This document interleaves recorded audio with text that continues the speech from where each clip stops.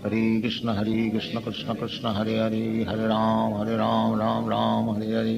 Hare Krishna Krishna Krishna Hare Hare.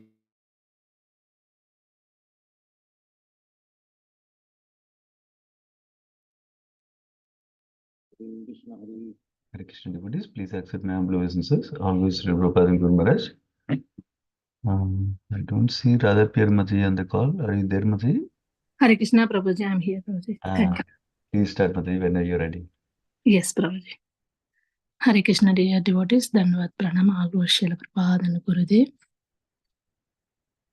Om Namo Bhagavate Vasudevaya. Om Namo Bhagavate Vasudevaya.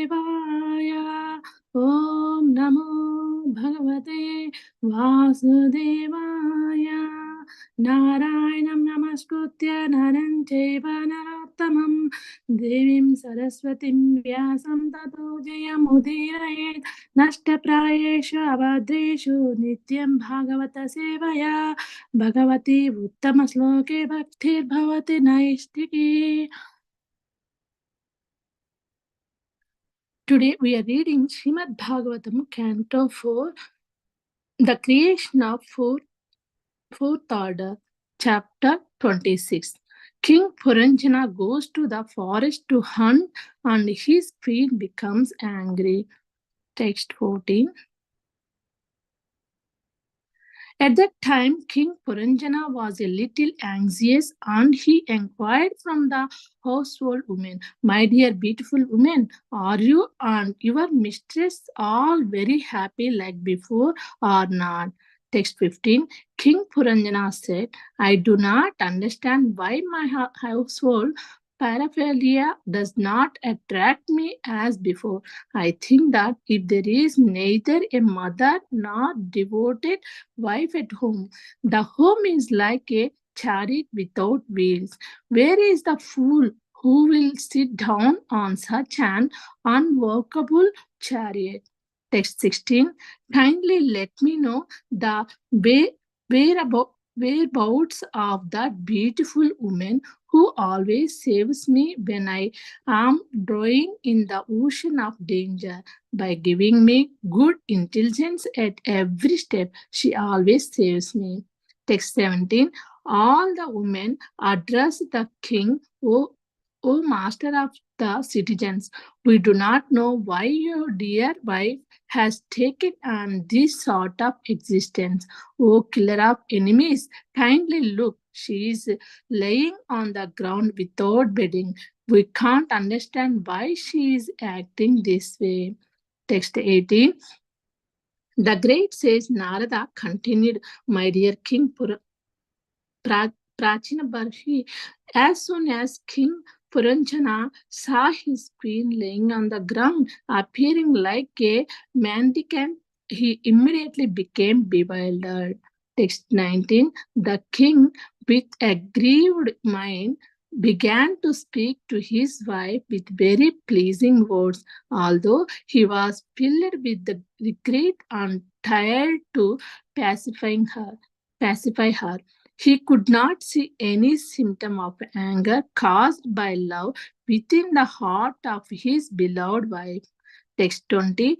Because the king was very expert in flattery, he began to pacify his queen very slowly. First, he touched her 2 feet, then embraced her nicely, sitting her on his lap, and began to speak as follows. Text 21. King Puranjana said, "My dear beautiful wife, when a master accepts a servant as his own man but does not punish him for his offenses, the servant must be considered unfortunate." Text 22. My dear slender maiden, when a master chastises his servant, the servant should accept this as great mercy. One who becomes angry must be very foolish not to know that such is the duty of his friend. Text 23. My dear wife, your teeth are very beautiful set, and your attractive features make you appear very thoughtful. Kindly give up your anger. Be merciful upon me, and please smile upon me with loving attachment. When I see a smile on your beautiful face, and when I see your hair, which is as beautiful as color blue, and see your rising nose, and hear your sweet talk, you will become more beautiful to me, and thus attract me and oblige me. You are my most respected mistress. Text 24. Oh, hero's wife, kindly tell me if someone has offended you. I am prepared to give such a person punishment as long as he does not belong to the Brahmana caste.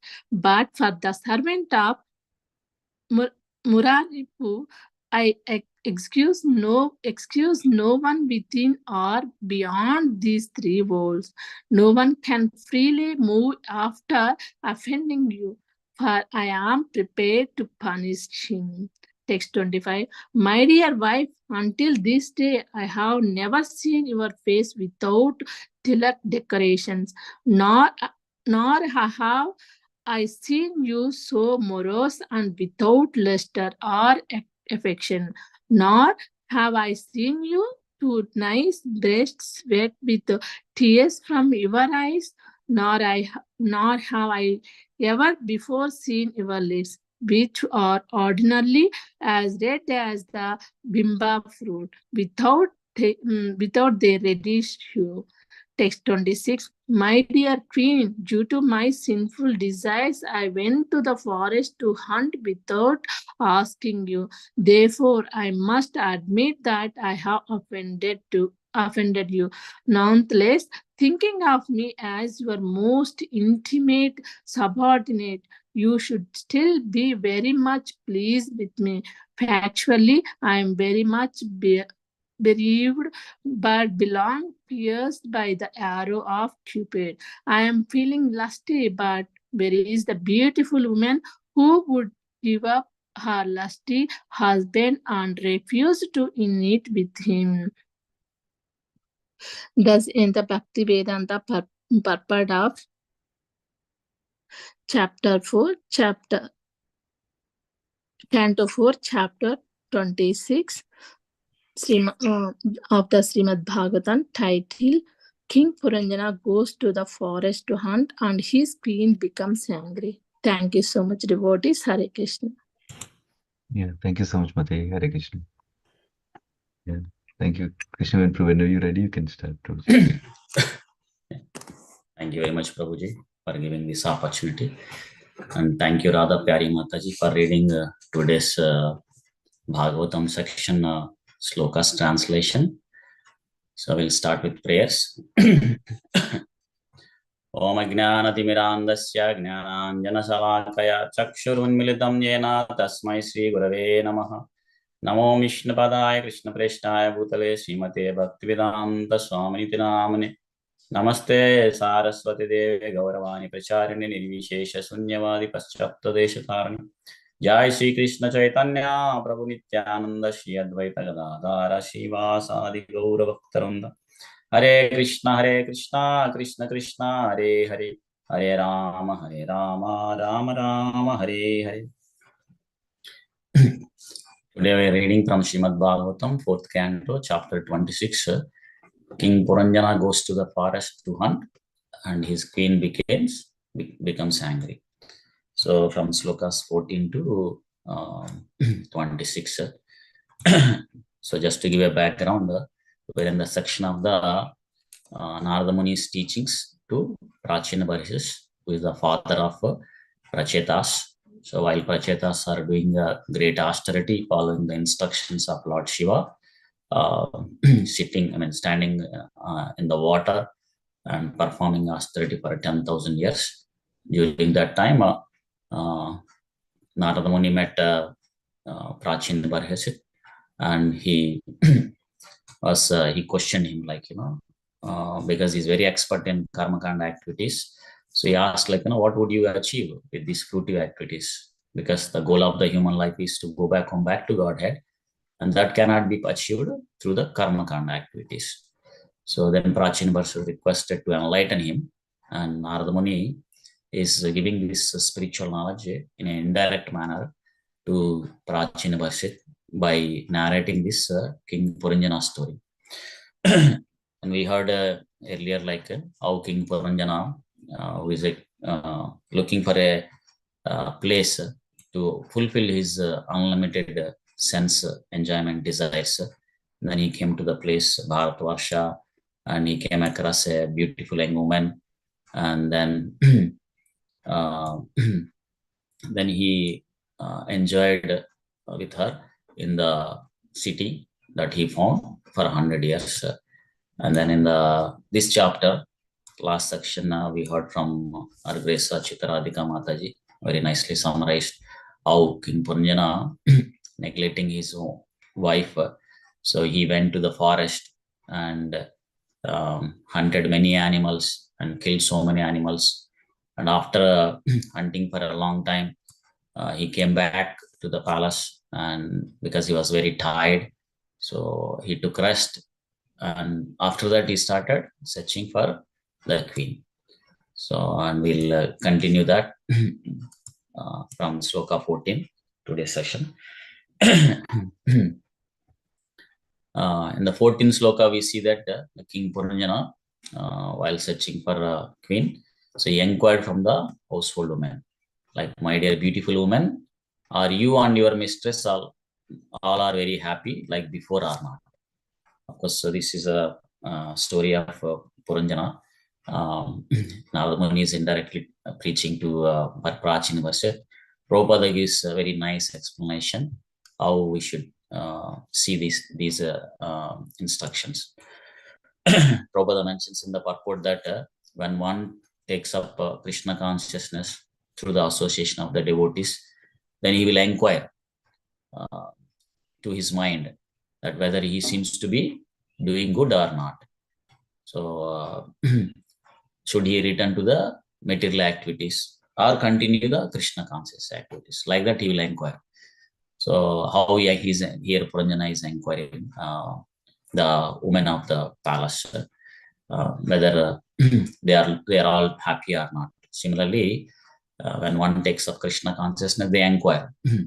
So, and also here there is one word Prabhupada stresses, there is a word called kushalam, auspicious. So when one takes up the Krishna consciousness and chants the Hare Krishna mantra, Hare Krishna, Krishna Krishna, Hare Hare, Hare Ram, Ram Ram, Hare Hare, then it becomes auspicious. All the environment becomes purified. We chant that mantra, right? Om apavitro va sarvavastam gato piva. Asmare pundarikaksham sabahya abhyantra suchihi. Like as soon as we chant Hare Krishna mantra or we remember Krishna, then the whole environment becomes auspicious. If not, then we engage in material activities, then we end up only in anxieties only. So to come out from that material entanglement, we should regulate our senses and then take up Krishna consciousness. Then slowly we experience the higher taste. Param dastva anivartate.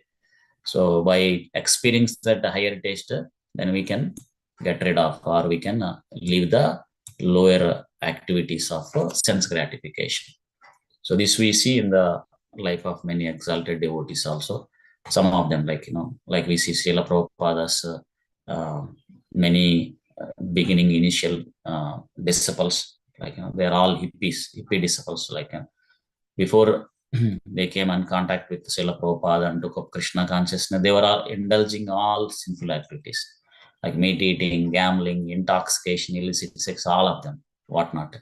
But as after they took up the Krishna consciousness with the association of Srila Prabhupada, because they're experiencing the taste of the spiritual activities, higher taste, they could able to very easily leave the lower taste of the sense gratification.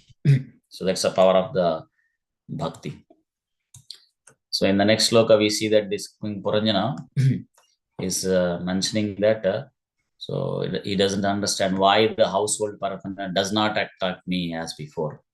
He says that neither a mother nor a devoted wife at home, then that wife, that home is like a chariot without wheels. And who will sit down on such an unworkable chariot?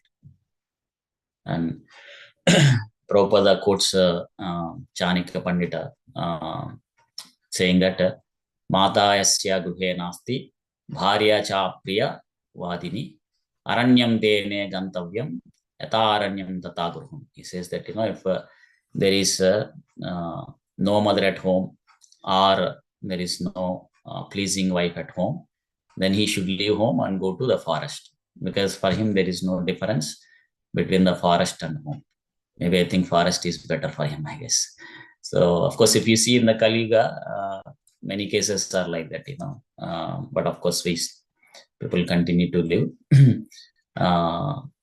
Most of the cases, they're living separated, separately from the parents. So the mother is not at home. Due to the Kali Yuga, the quarrel is very high. So even there is a quarrel between husband and wife, kids, like that. But Prabhupada also gives another analogy by saying that the real mother is the devotion, and the real wife is who can help to progress in the path of bhakti.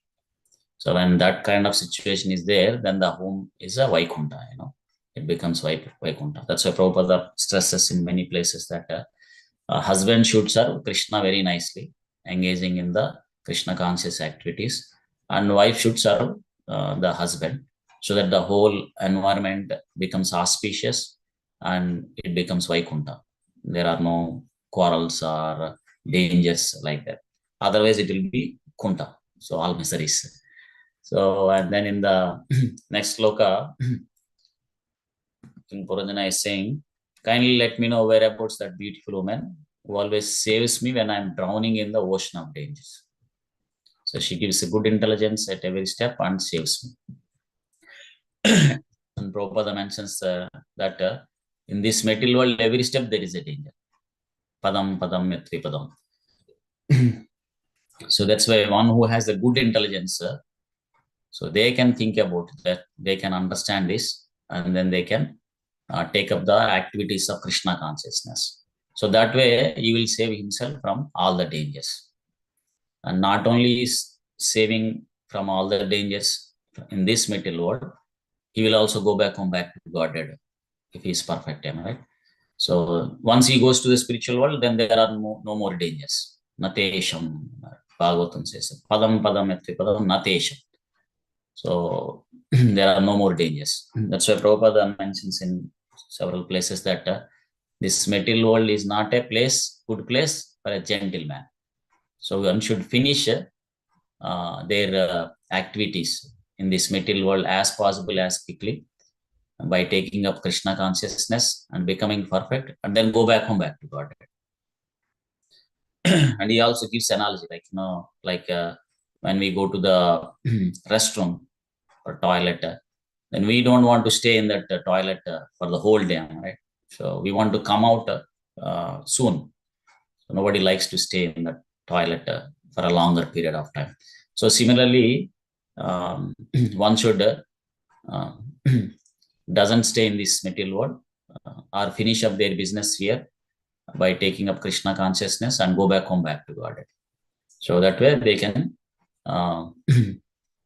be saved from all the dangers. And in the next sloka, so we see that the woman addressing the king, O master of the citizens, we do not know why your dear wife has taken this sort of existence. So she is lying on the ground without bedding. You cannot understand why she is acting this way. And Prabhupada explains that so when a person is devoid of bhakti, devotion service, then obviously he takes so many sinful activities. So here, like how King Puranjana neglected his own wife and went to the forest, engaged himself in killing animals. So similarly, a person devoid of bhakti, not into the process of bhakti, and instead he is hunting women. It's like roaming around with many women, enjoying in sense gratification activities. Then he will be morose, like he will be always in problems only.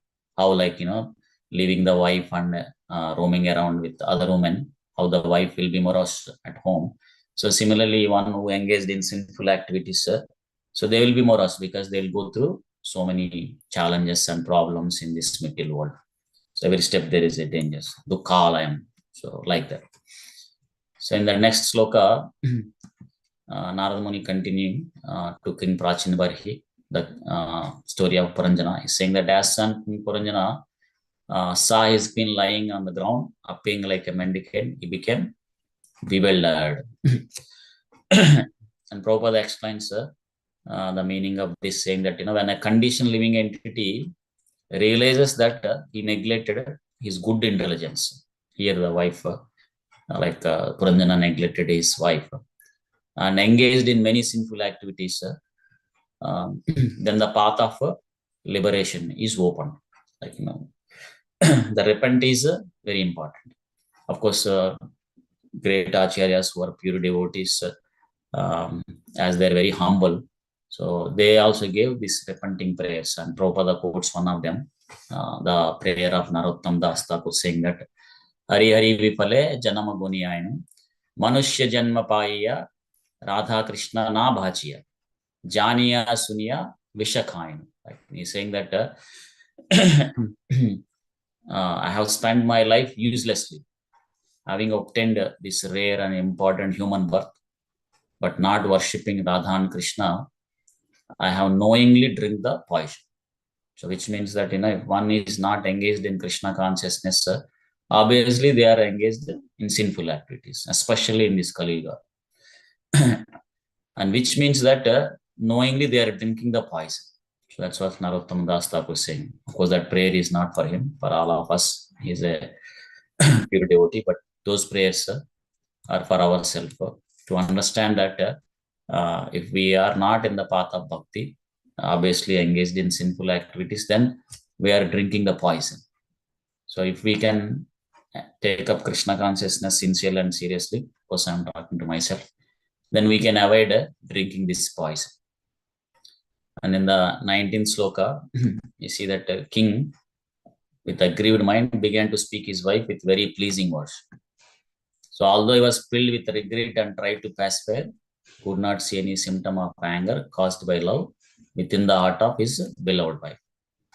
And Prabhupada explains that when one is repenting honestly, because he hasn't taken the path of Krishna consciousness and engaged in sinful activities, like that, if he is repenting, then the door of escaping from these material clutches or dangers, that will be open, or the path of liberation is open.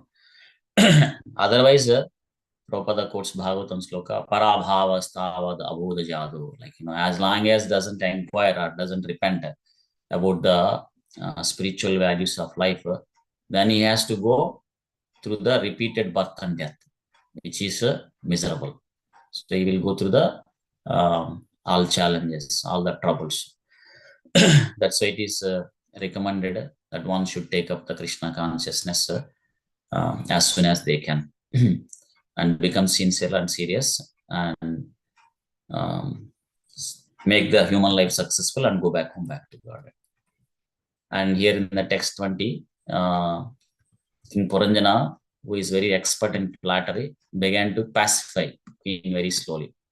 What did he do? First, he touched her 2 feet, then embraced her nicely, sitting her on his lap, and began to speak. And Prabhupada explains that how King Puranjana flattering his wife by touching the feet of her feet. So similarly, a conditioned living entity should use their intelligence and deliberately considering they should raise himself into the platform of Krishna consciousness, Patha Bhakti. For that, what he has to do? He has to touch the lotus feet of the spiritual master or the great Vaishnavas, exalted devotees. They have to take the dust of their lotus feet. Otherwise, one cannot achieve the path of bhakti or pure bhakti with self-endeavor. That's Prabhupada quotes Bhagavatam sloka saying that Mahiyasham Pado Arajo Abhishekam, one should smear upon their bodies with the dust of the lotus feet of Vaishnavas. So then they can completely freed from material contaminations. So that the devotion will start or will come when we serve the devotees or when we are in the association of the devotees. That way we can progress in the path of bhakti. Like every day we sing, am I right? Yasya prasadat bhagavat prasado yasya prasada nagati kuto. Like when we please Guru with our service, then Krishna will shower his mercy. We can able to attain Krishna. If we don't please Krishna, Guru or Vaishnavas, then there is then it's not possible for us to get Krishna or Krishna's mercy like that. So Prabhupada mentions that taking shelter of Krishna begins with taking shelter of a Guru, so or Vaishnavas like that. So by serving the devotees, the path of liberation is open. Mat sevam dwaram. Like Rishabhadev quotes that, when we serve devotees, then the liberation's door is open. So in the text 21, we see that Puranjana is saying, when a master accepts a servant as his own man, but if he doesn't punish him for his offenses, then servant must be considered unfortunate. So the master chastises the servant not out of envious or grudge like that. It's only to correct him and to bring him to the right path. Like how parents chastise kids to make them correct, to bring him to the right path, not out of envious or grudge. So similarly, when the Supreme Lord punishes us through the laws of nature because of our past sinful reaction, a devotee is not disturbed. A devotee will not be disturbed. Instead, he will take it as a Krishna's mercy. And Prabhupada quotes this Bhagavatam sloka, Tattenu kampam susima kshamano bhunjana evatma kartum vipakam. Like, the reversal conditions of this material life, in this life, a devotee takes it as a positive way. And he prays more to Krishna and he offers his obeisances to more to Krishna, thinking that the punishment is due to his past misdeeds, and Krishna is punishing me very mildly, even though he should be punished heavily, but Krishna is very merciful, so he is only punishing very mildly, which is true. When we take up the path of bhakti, karmani nirdhati chakintu bhakti bhajam, like all our sinful reactions will be burnt, and Krishna will give very mild punishment and removes a larger section of our sinful reactions. So that's Krishna's message. That's how devotee takes, and he becomes more takes up the path of Krishna consciousness more sincerely and seriously. In the text 22, Puranjana is saying that master chastises servant. It's a great mercy, accepts a great mercy. But if one becomes angry, must be very foolish. And Prabhupada mentions that, when a master chastises servant or when a parent chastises a kid, out of ignorance, if they become angry, then it is foolishness. So, and Prabhupada compares that to feeding a serpent. So when a serpent is fed with nice milk, only the poisonous will come. So similarly, if the servant becomes angry because of the master chastisement, which the master's intention is to correct him, then it is a foolishness. So in the text 23, you see that, King Puranjana is glorifying the beauty of his wife, and beautiful teeth set, attractive features, and then he's asking, please smile upon me with loving attachment, a beautiful face, like all these things. So he's glorifying, he's praising her beautiness. And Prabhupada explains that all these beautiful features of the queen are compared to the beautiful features of Krishna consciousness. So when one returns to Krishna consciousness, then he becomes steady. When he actually becomes steady, and then his life becomes successful. So how King Puranjana is begging the queen to return to her beautiful nature, how similarly a living entity, when he tries to revive their original Krishna consciousness, then they become very beautiful. So instead becoming attracted to the external beauty, so one should revive their original Krishna consciousness and become beautiful. So because this external beauty will go away, it only stays, it's very impermanent, very temporary. Prabhupada tells a story also in this purport, saying that, once upon a time, a king is going in a procession and he saw a beautiful girl and he proposes marriage to her. And then she told that, come back after 10 days. And if you still want to marry me, then I am okay.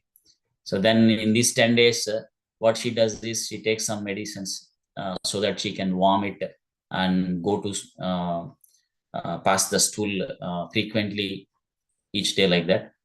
And due to that, her external beauty became, it went away. So, and when after 10 days, this king came and saw that, this lady without any beauty, and he asked, where is that beauty? Then she told that I will show you. And then she took her to the room where she vomited and passed the stool like that. This is the beauty.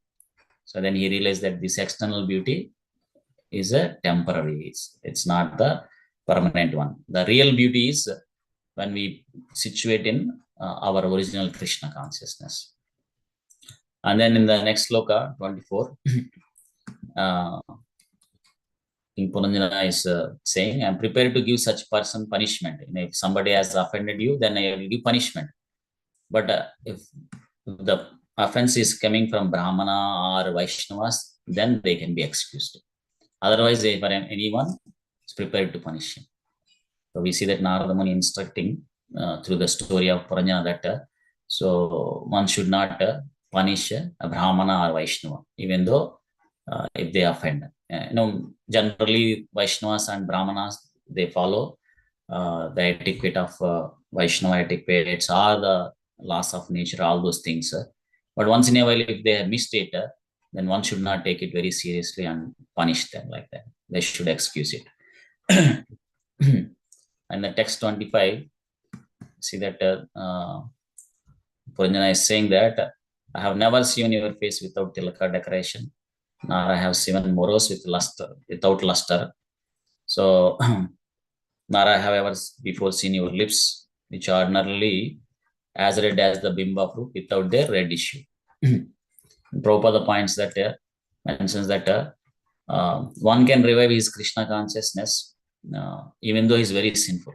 So even though one is very sinful, but if they chant Hare Krishna Mahamantra, then they can be revived.